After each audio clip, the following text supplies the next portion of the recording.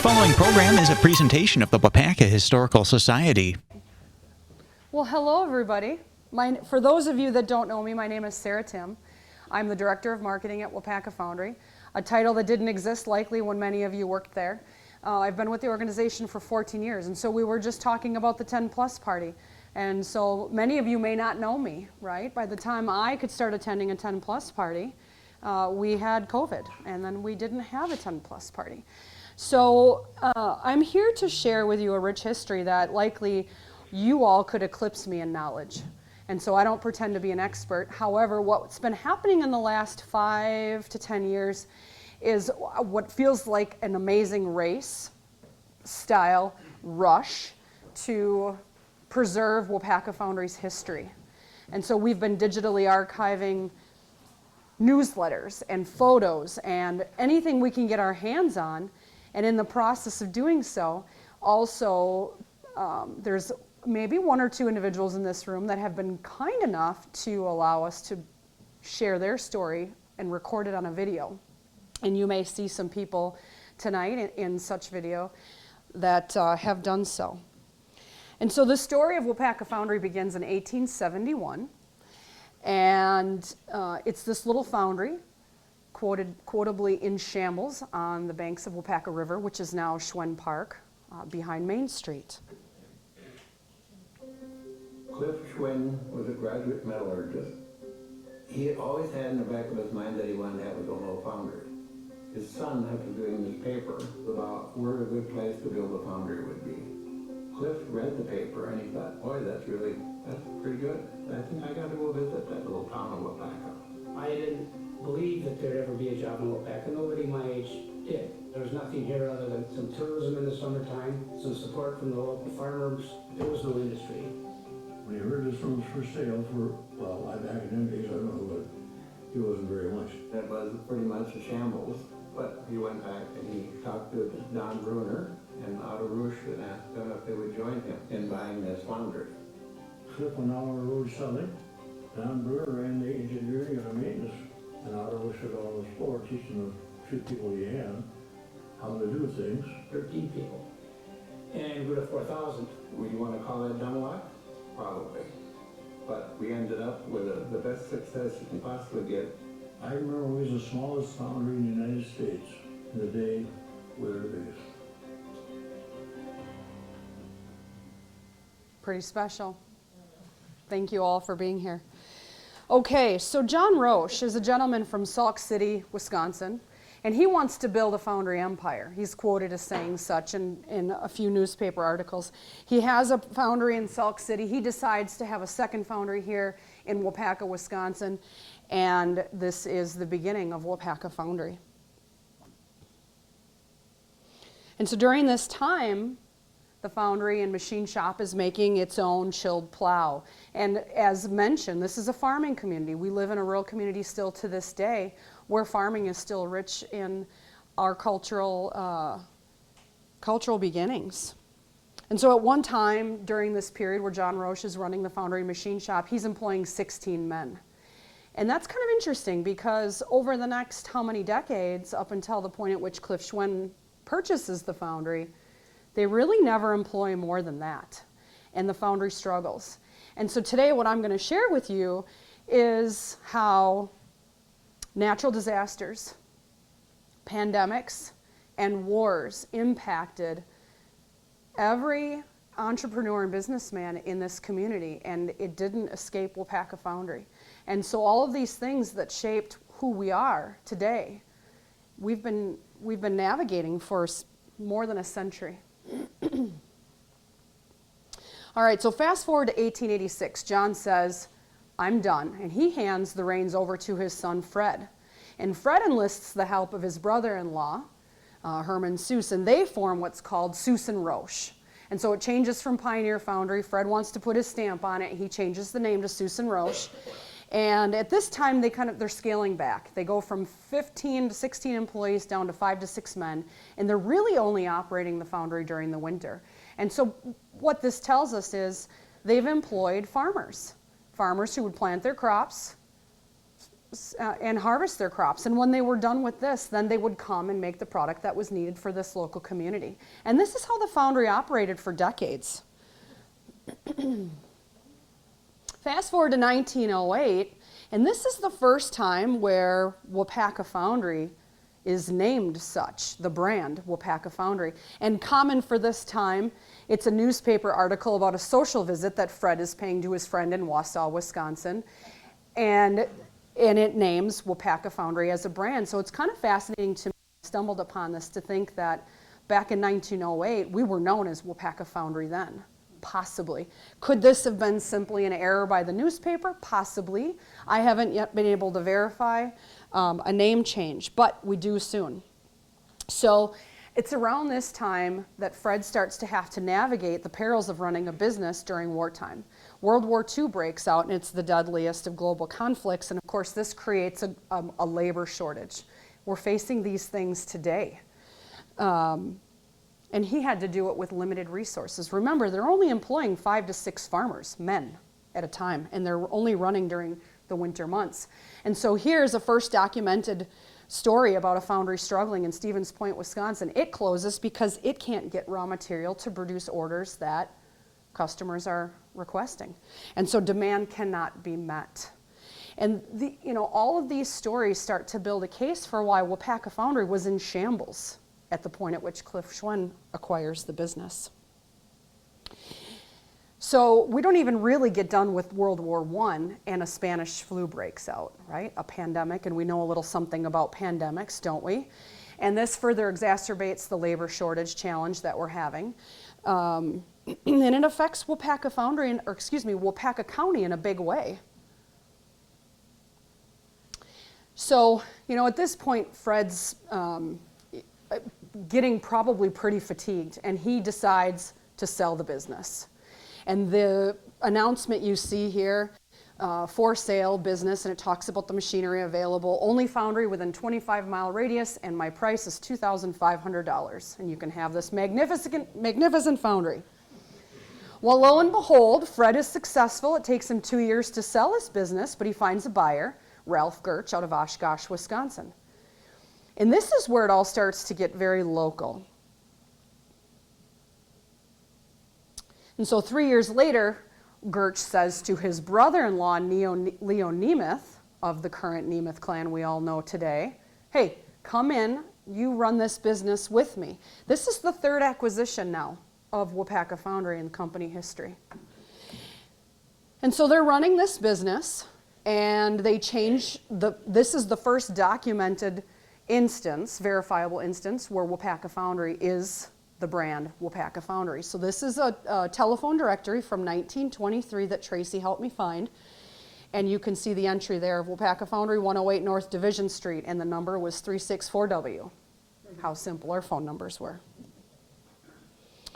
All right, fast forward 5 years, and this is the first known innovation that's published about what's going on and how the foundry is evolving. In 1927, Leo Nemeth and Gertsch announced that they're going to be installing a new electric hoist. That probably made a lot of men happy. And they were also going to install a new furnace to heat the metal. Also probably increased a significant level of safety. And so these are great advancements. So let's talk about this farming community and Waupaca is a strong farming community. You see that work ethic. These were all small farms around here. And a lot of the people that did farming came to work to the foundry. The actual people came from farms, came from all different aspects of life, willing to work hard. Farmers are stimulated because they have to be. If you were brought up on a farm, you were used to hard work. You had long days. That's kind of the work ethic that started the foundry. who here was raised on or helped manage a farm? Yeah, hardworking individuals. And so this idea of tenacity and resiliency, never quit mentality really starts to take shape in the foundry. In 1929, now remember, This is on the heels of Great Recession, the cusp of the Great Recession. You can see, Gertsch sells his sole interest to Leo Nemeth. Okay, so now Leo Nemeth is the forefather of Nemeth Steak Chop and Shop. He's running the business by himself, and he ends up with a bit of a windfall just before the Great Recession starts, and he has a massive order for sash weights for a sanatorium in Stevens Point, Wisconsin. And this keeps the Foundry busy and stable for a few years. All right, so again, I said war and natural disaster and crisis abound. Here we have an economic disaster. The Great Recession runs from 10 years until 1939. Leo Nemeth is running this business by himself. Doesn't have a lot of resources. And it's during this time that there's an awful influx, a significant influx of public infrastructure. And it's the next, on the heels of the Great Recession, during the Great Recession, in the state of Wisconsin alone, 22 or more miles of road built, nearly 1,600 miles of water pipe and sewer laid, 1,500 new buildings, 500 dams built, 17 airports, 63 million trees, and oh, by the way, some state parks and other recreational facilities built in the state of Wisconsin. A significant amount of public infrastructure, right? These were public grants and state grants to keep people busy, help people have an income, and really navigate the depths of the Great Recession. And so more of this sash weight and these public infrastructure products were common for the Foundry to be producing during this time frame. And if that's not enough, on the heels of the Great Depression, now we have World War II starting. And so more men go off to war. And we have an even greater burden, not just on labor supply, but material shortage. Everything we were producing, and many of you in this room remember this well, everything we made was for the war effort, right? And so this was challenging for Leo Nemeth. And he says, I'm burnt out, I'm done. He sells the business to Charlie Dombrowski, and this is another pivotal moment. This is acquisition number 5 for Waupaca Foundry. Waupaca Foundry is sold to Charlie Dombrowski. Charlie takes ownership in 1945, and he runs the business for a couple of years, and he does something really, really important for the company and the long-term sustainability of the iron casting supplier, and he files for incorporation. So 200 shares of Waupaca Foundry go up, and Waupaca Foundry is now incorporated, and we have many viable sources for this. Unfortunately, his brother, who helped him run Waupaca Foundry, passed away just 3 months after incorporating the business. But they did something really smart when they incorporated. They made sure that Florence, Charlie's wife, was in the incorporated status of the business. Now, I don't know about you guys, but in 1945, there weren't many women who owned property, were there? This was probably unheard of, and do you think Charlie probably got an awful lot of flack for this? Probably. So fast forward, Charlie passes away on February 9th, 1955, and it allows Florence in a 2-week time frame to find a buyer, and that buyer was Cliff Schwen. And the rest, as they say, is history. But there's so much more that happens. This is acquisition number 6 in our company's, in Waupaca Foundry's history. And this really marks a time period of incredible development and incredible growth.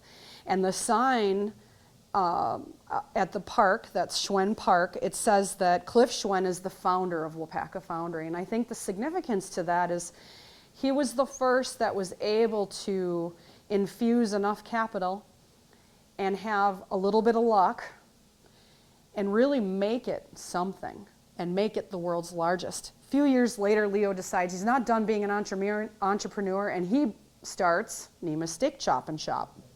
Okay? And so he's not done.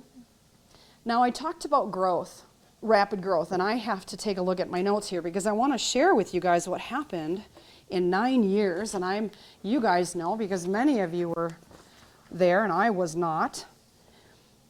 In 1958, an addition to Plant 1 was made. 1959, a second addition to Plant 1 was made. 1962, a third addition to the plant. 1964, we're melting 78 tons a day and we employ 150 people. 9 years, 13 people to 150 people. It's a big deal. So we fast forward a little bit and something interesting happens. And I haven't yet found out how this came to be, but Cliff Schwen, Otto Rusch, and Don Bruner start courting the Waupaca Industrial Development Corporation. This is important because the Waupaca Industrial Development Corporation is responsible for sponsoring bonds that allow Waupaca Foundry to start investing in a much bigger way. More equipment, more facilities. And so 1965, we break ground on a 40-acre site. Any guesses on what that is? Plant 2, that's right. And so that was $175,000 in 1965, an astronomical amount of money for that time period. And it's not long, the very next year we raise another $50,000, or Waupaca Industrial Economic Development raises another $50,000, and that creates an expansion. By 1967, Waupaca Foundry occupies a total of 115,000 square feet, pours 140 tons per hour a day, and employs 275 people. 12 years. That's a 2,000% growth in 12 years. Now, this culture of ingenuity pretty much takes root by this time, and I think we can largely thank one man. We still, as a company, hold tight to that culture that Don Brunner and Cliff Schwen started to drive to the next step, and never accepting that good was good enough. Don encouraged ingenuity in people. He let people do a lot of things. People drive the improvement through ideas and dedication. Don Bruner told me not to be afraid of failure. He never let anything get in the way. Whatever it took to get there, even if you were going to fail, keep trying. He put that in your mind, and I never saw failure bother Don or any of those guys. If you fail, fix it. Turn it around, make it positive. Waupaca gives their people the responsibility and the ownership, empowering their people to make improvement. If you came to work and you worked hard, you could win what you wanted to. That driven type of mentality that you're not going to let anything get in the way, that's the culture of our company. So in 1967, we began installing vertical molding machines, and at the time they were Diesomatics. Many of you know what those are, right? And that was a time period, a pretty big shift, because it was cope and drag, or what's known as horizontal molding. And so we were making an effort to take the 3 plants that we had, utilize the space to the best of our ability, and basically mold as fast, as much cast product as we possibly could. And we got to a point where that was largely tapped out, and innovation was about as far as it was going to go. But something interesting happens, and along comes a Tier 1 automotive supplier called the Bud Company, and they acquire Waupaca Foundry. And we operate as Waupaca Foundry for decades after this happened. This was acquisition number 7. And we don't change names. We remain Waupaca Foundry. And this creates an influx of more capital, more innovation, better, faster, stronger. So what happens? Let's just share a few things. 37,000 square feet added to Plant 2 after this acquisition. Plant 3 begins pouring 18 hours a day, has a larger cupola, and can melt 24 tons an hour. Around this same time, Plant 2-3 acquires 10 more acres. There's a new electric holding furnace that's installed at Plant 3, and we have 311 employees. 1969, 311 employees. At this point now, we have to formalize a training program. And so the first ever known training program for Waupaca Foundry starts. In 1971, Plant 3 expands. again. And then there's yet another expansion at Plant 1. And so now we're pretty much bound by the real estate that we have and what we can do with the equipment and the people and the space. 1974, a big shift occurs in Waupaca Foundry history. We move outside of the city of Waupaca and we build a greenfield foundry in the city of Marinette. We purchased this land for $1, and I bet Brian Tesh is wondering why on earth we decided to do that now. And I won't get into it, but when you build on a landfill, all kinds of challenges present themselves, right? To this day, when I go in that building, if I take any video, I have shake. That is the spongiest ground there ever was. And so I wonder what those engineers had to deal with. I think about that every time I walk in that building. All right. And I can remember the day that I called them, giving us a lot of thought down. I figured out we can use the melt, we can use the clean room, and we just need to put a decent amount in there. To his credit, he said to me, he said, Gary, I was wondering when you're going to call and ask me that. That visa was, as far as I know, that was on the water at the time, and we think they said putting it in for Waupaca is probably the fourth or fifth machine at that time. They were sending from Marinette. You know, we really had good ownership back in those days. That you imagine, here's a plant that struggled along.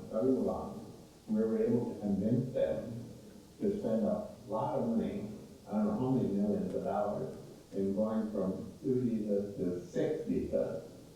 And by that time, there's nothing but made money, right? It was a struggle. It was a struggle, as you're aware.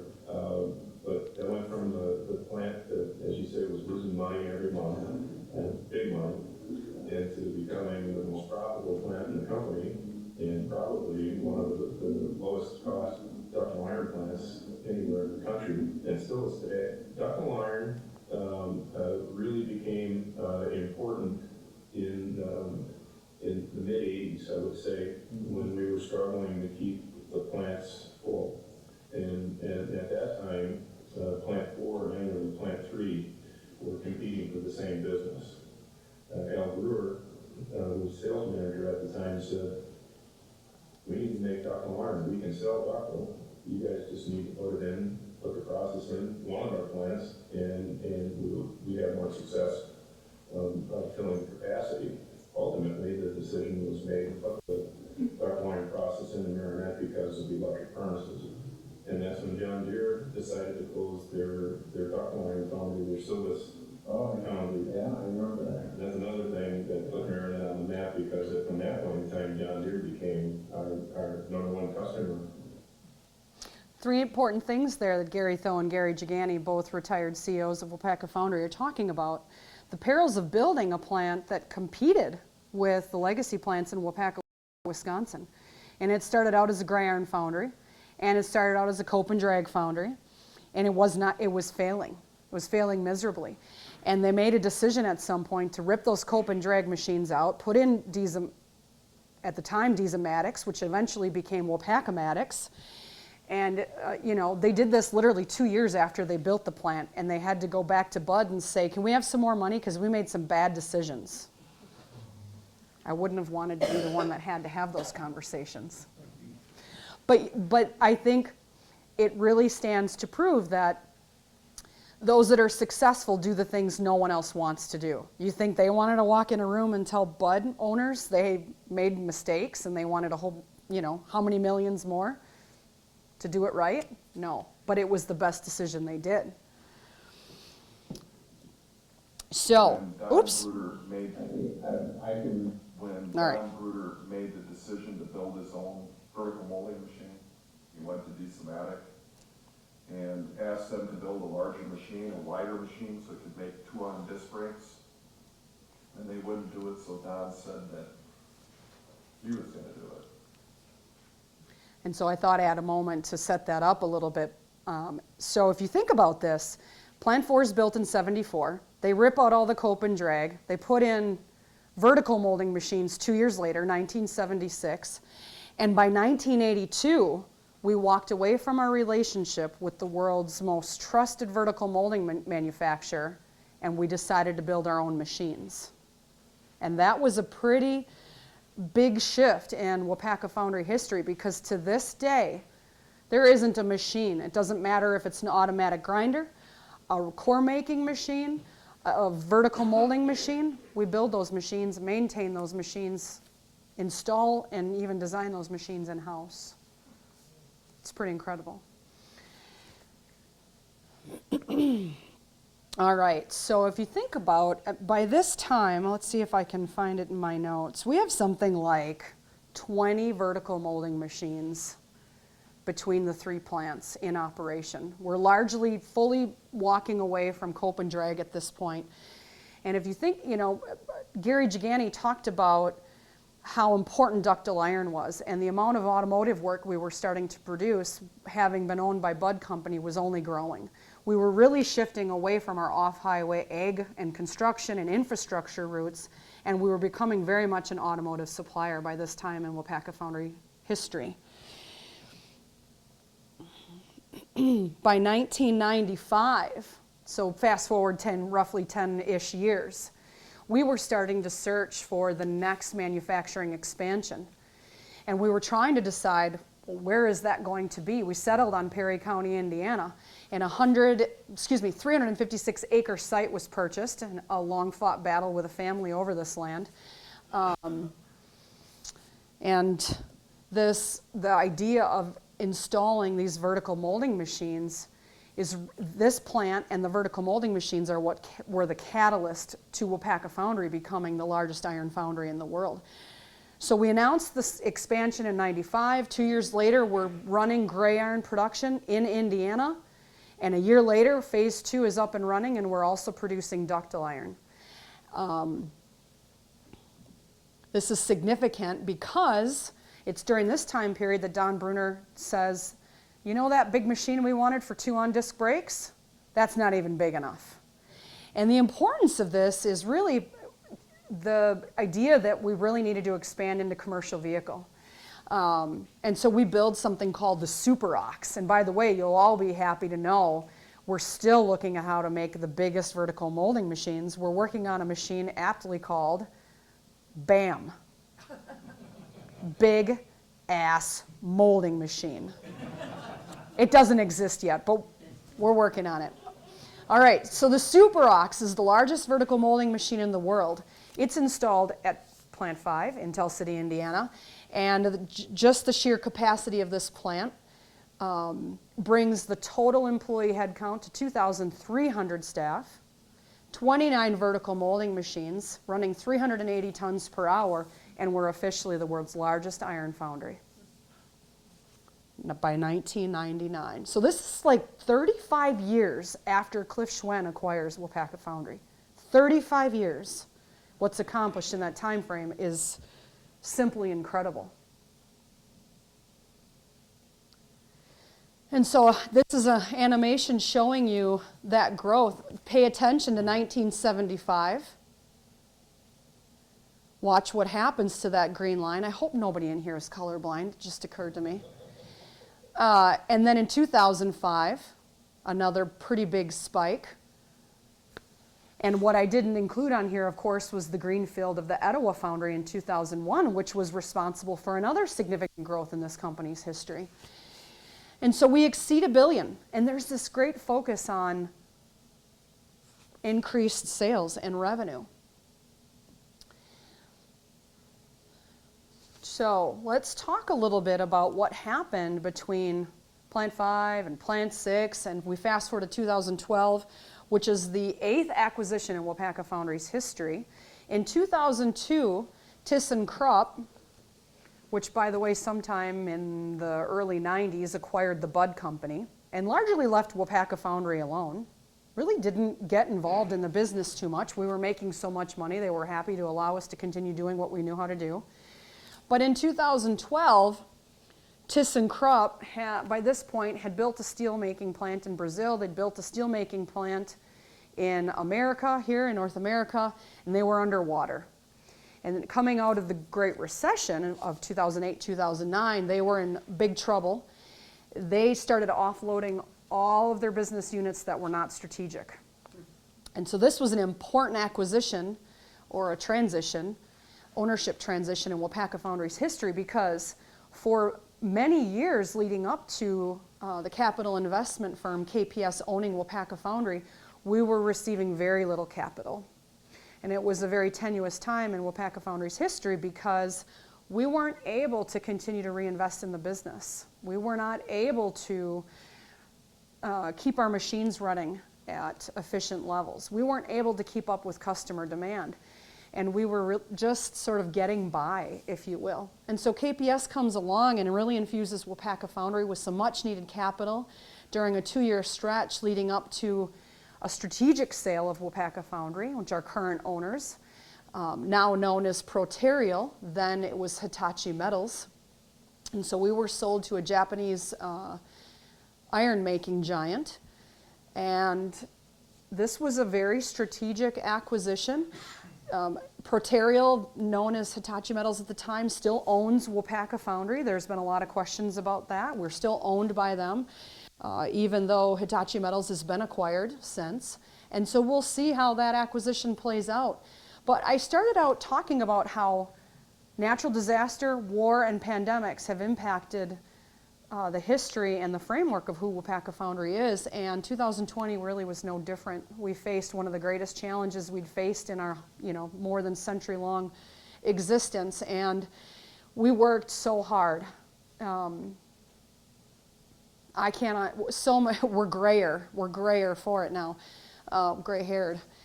We worked so hard to keep people safe, so hard to meet our customer needs, and not have line-down situations for other manufacturers. We worked so hard to make sure that our team could keep working. We would take weeks out of the production schedule so that our team members could collect unemployment for a week or 2 weeks, and in some cases 6 weeks at a time, and then we'd run for a few weeks.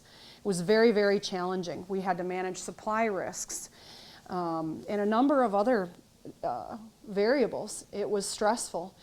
And it didn't get any better.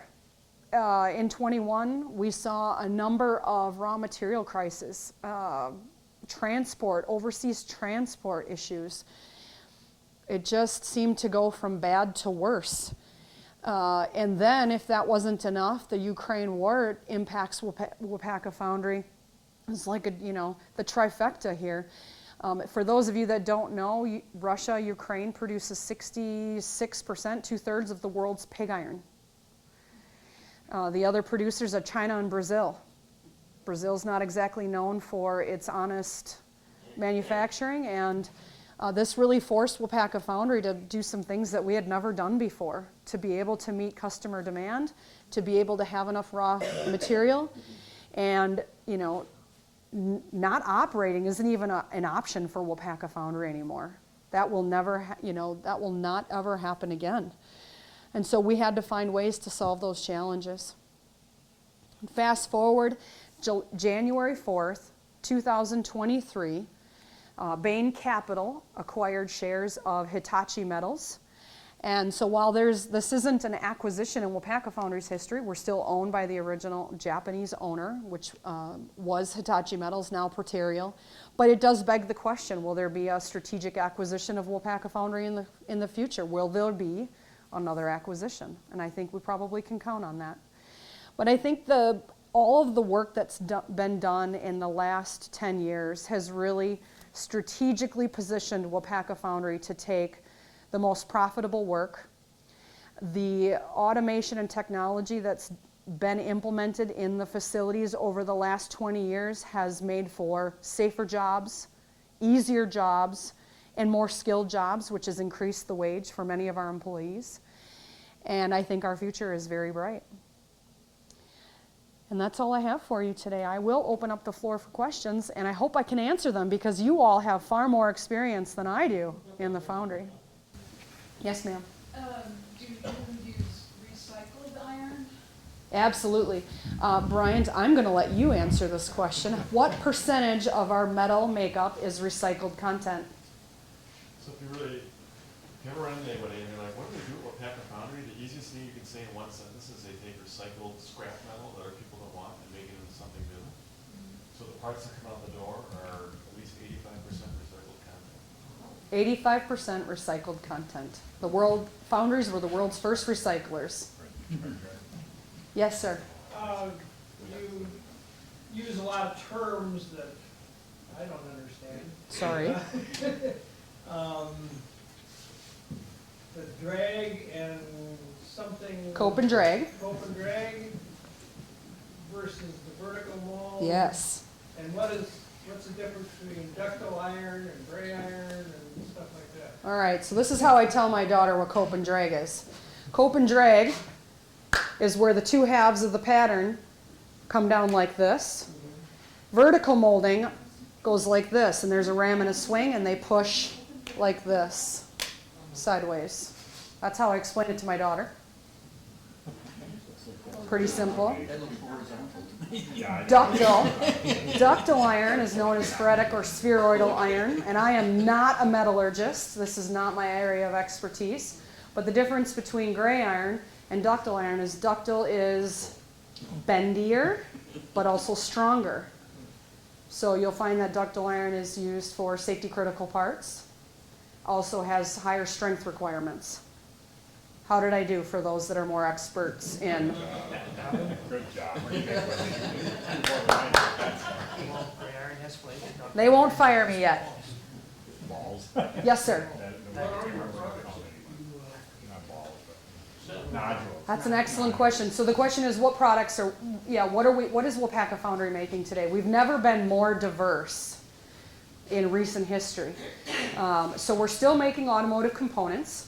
Likely the vehicle you drive has at least 4 castings on them. Your brake components, your suspension components, your driveline components, and even some engine if you're still driving your internal combustion engines. And so roughly 40% of our business is made up of automotive.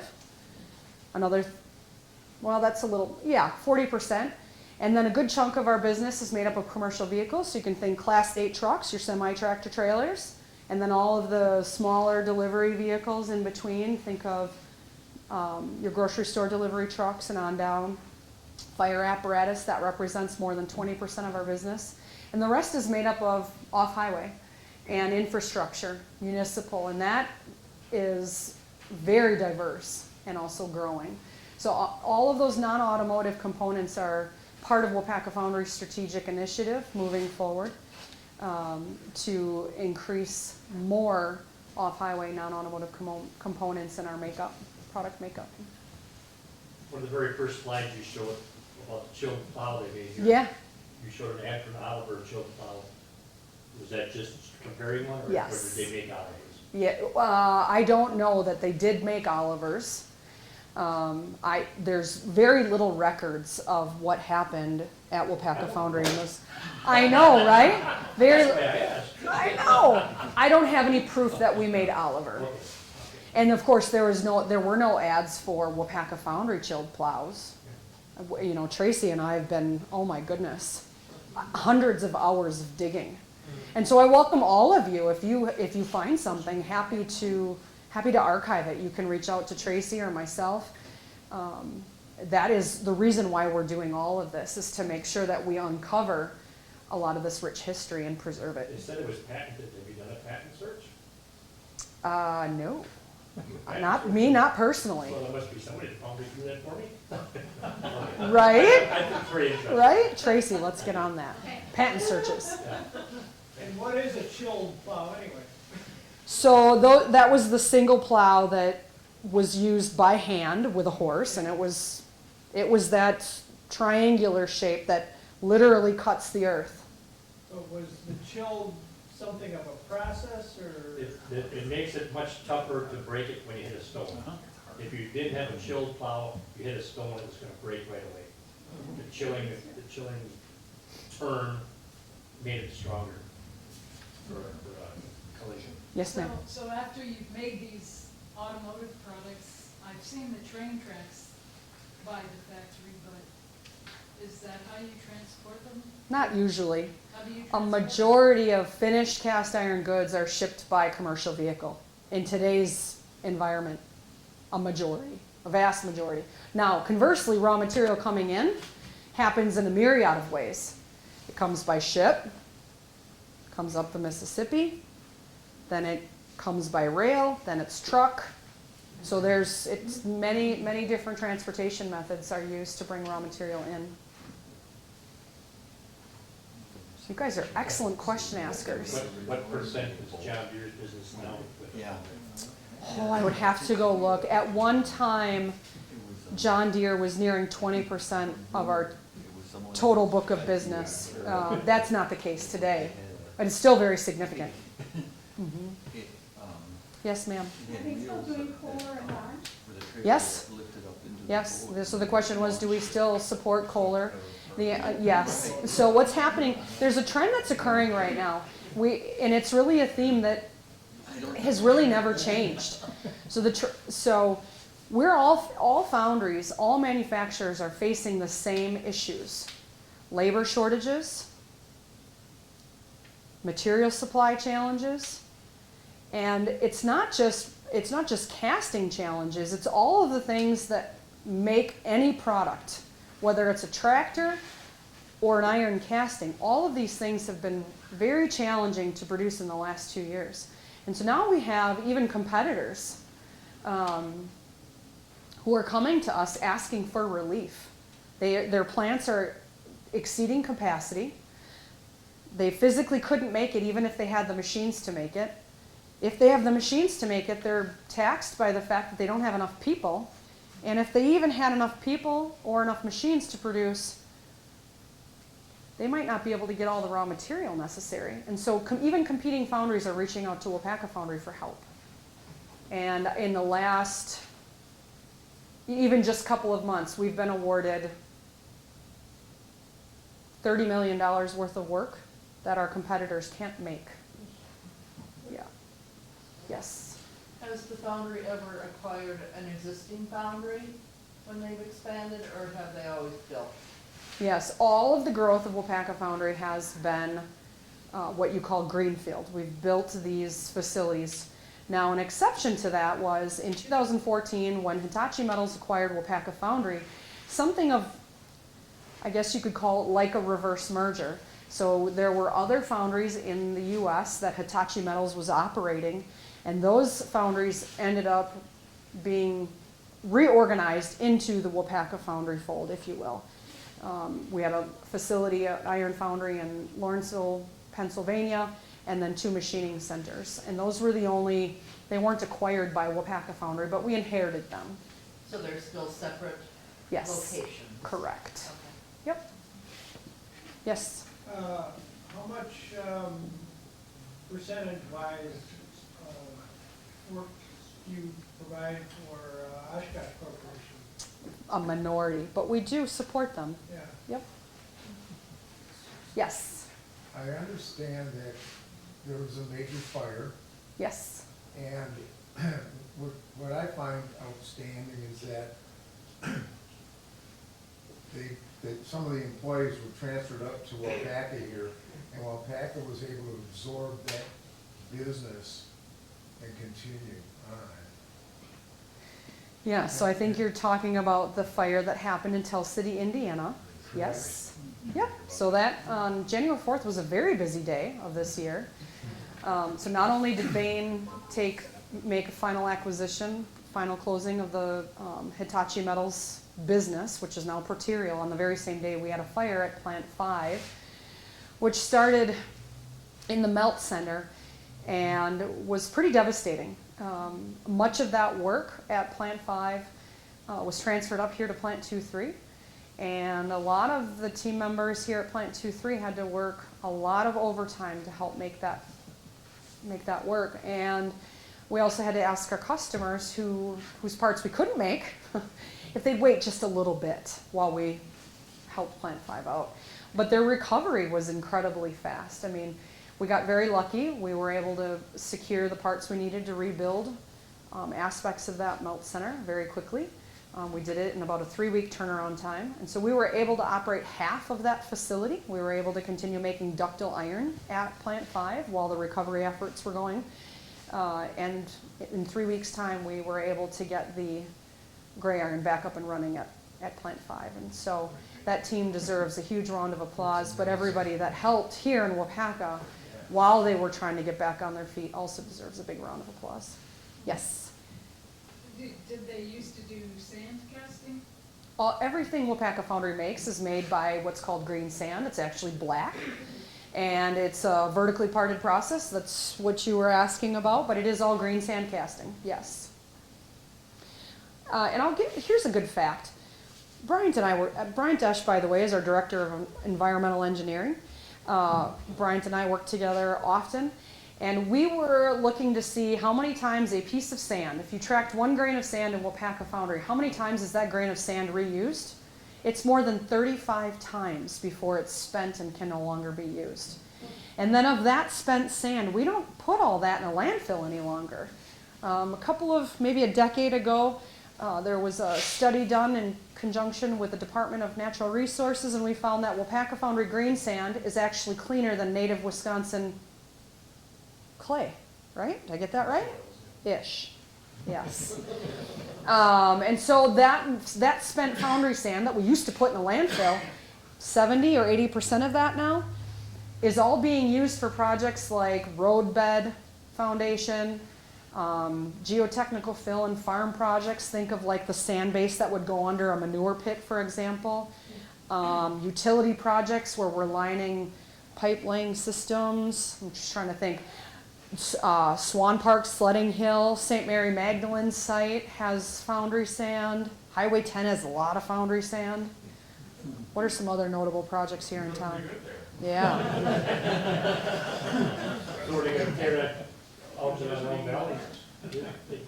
That big hill you got where you've been filling for years by Elm Valley and 49. You're going to tear that back out now and sell that sand somewhere? That's a really good question above my pay grade. But you could, right? I suppose in theory it might be too costly to do it, but yeah, we probably could. The other interesting thing that our foundry sand is used for that I think is fascinating, especially you look at projects in Iola where the mine is this idea of a mining site. Foundry sand has been using to reclaim the original grade of what. So you've got a big hole in the earth, and foundry sand is now refilling that and bringing it back to what it once was. So that's another way that Waupaca foundry sand is being used. Where does the foundry sand originally come from? The Midwest. And so that's an important question because why are there so many foundries in the Midwest? The Midwest has the perfect kind of sand. The perfect kind to make castings. Wisconsin is like the top Hotbed. A hotbed of really good sand. They must put a binder in it or something? Of course, there are resins and there are different types of processes, whether you're making molds versus cores, but yes, there are isocure processes, and I could throw all kinds of nomenclature, but then you would ask me more questions, and then we're really dangerously skirting on my scope of knowledge.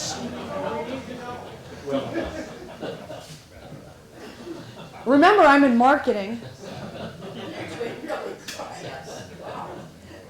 You don't want me making cores, I'm pretty sure. I'd give it a try. Anybody else? Yes? How are you dealing with the shortage of pig iron then? I know you mentioned that China and Brazil, that doesn't sound like they're very good to deal with. Or... So we were really good poker players or we weren't. When the war initially broke out, we saw the writing on the wall. And so we very quickly went out and we bought pig iron and a lot of pig iron to get us through what we thought we would need, what we projected we thought the war would last. And unfortunately, we paid a very hefty premium for that pig iron. But as I said before, not producing iron castings to meet our customer needs is no longer an option, right? Long gone are the 1943 days where the foundry sat idle for a year or two while we waited for material supply and people to come back from a war. It's not an option anymore. So we did what we needed to do. Paid a lot of money for pig iron. Now, what's good news is Russia and Ukraine are starting to produce and export, right? So that's starting to ease a little bit. What else you guys got for me?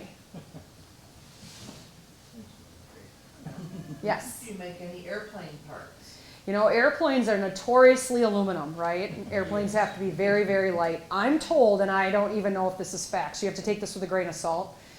Please don't, it's going to be on video here, but I believe there's only one cast iron on a helicopter, and that is, let's call it a flywheel, where the helicopter, you know, where the, yeah, thanks.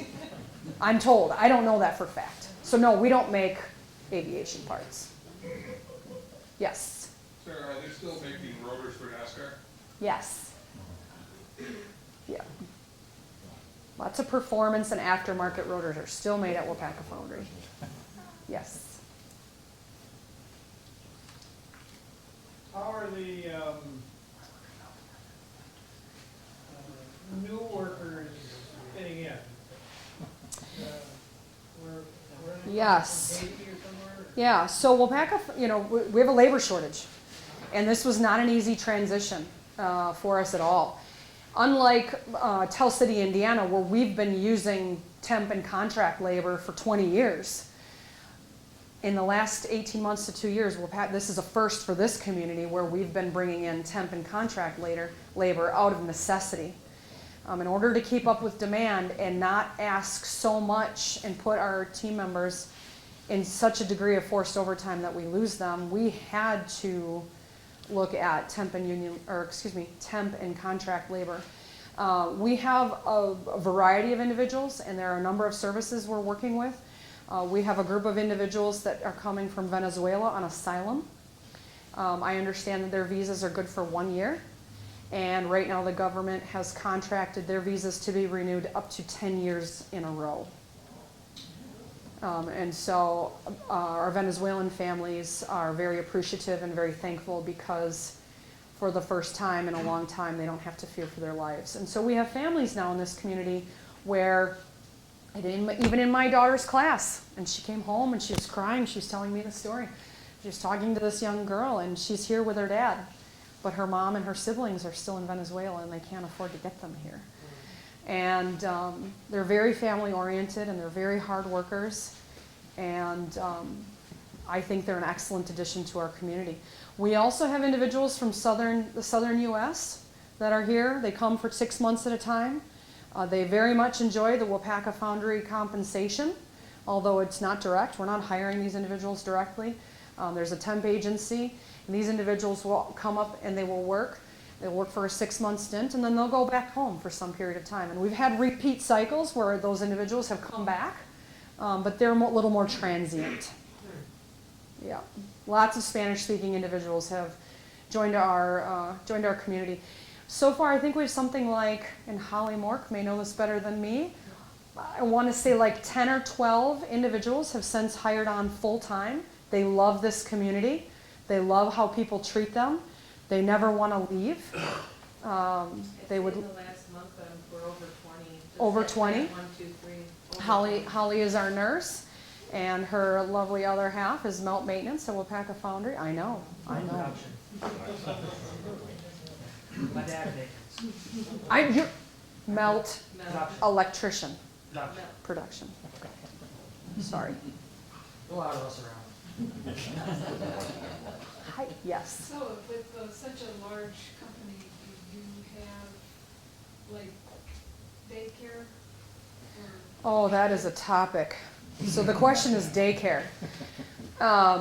So like so many other things during COVID, childcare has really taken a beating. Right now in the city of Waupaca, there are nearly 200 unfilled childcare spots, meaning 200 children do not have consistent childcare. 200. The city of Waupaca and the Waupaca County are actually just received childcare grants to help find ways to solve that problem. Waupaca Foundry does not offer in-house childcare, but we are actively working to try to help find a solution for the city and the county because so many of our employees depend on quality childcare. It's important to us. The thing that we do have, and many of you, I hope, have utilized the service, is the medical clinic out on Highway 22. And if you're a Waupaca Foundry retiree and you haven't utilized the clinic, I encourage you to. The staff there is incredible. Yeah. They do not take retirees. You have to be 65 or younger. 65 or younger. Thank you, Holly. Yes. Stainless steel. We do not make stainless steel. 100% of Waupaca Foundry castings are iron. Gray iron or ductile iron. With all the Spanish-speaking people coming up, do you have any resources where they can start to learn the language? We do. Yes, we have. So the first thing we did is we had brought in some translators. And then Fox Valley Technical College and the City of Waupaca and the School District of Waupaca and the library, a number of other resources are all collaborating right now to find ways to continue to offer resources, not just for our Spanish-speaking population, but also our English as a first language so that we can learn Spanish, right? This has to be a two-way street as we continue to look at how we are adjusting, essentially. Yep. What else do you guys have for me? Very good question. Great job. Yeah. Thank you.